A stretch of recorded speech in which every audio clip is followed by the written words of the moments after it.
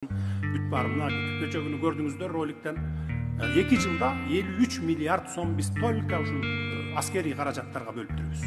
53 миллиард сом. Эмне деген акча? Бизге чейин 1 сом бөлгөн эмес, бюджеттен бөлүп тапанча сатып алган эмес. Жалаң чет өлкөдөн келген гранттар менен жашаган экен. Даже кийимдерди аргимис берген экен. Туркиядан келгенди кийип алчу экен, Америкадан, Россия, Кытайдан берген кийимдерди кийип жүргөн экен. Мына бүт азыр өзүбүздүн акчага биз бирөөдөн карыз сураган жокпуз. Же болбосо тиги бер деп биз тилемчилеген жокпуз, өзүбүздүн акчага сатып алып камсыздап берип атабыз. Эмне кыласың, эмне кыласың? Эмне кыласың, эмне кыласың?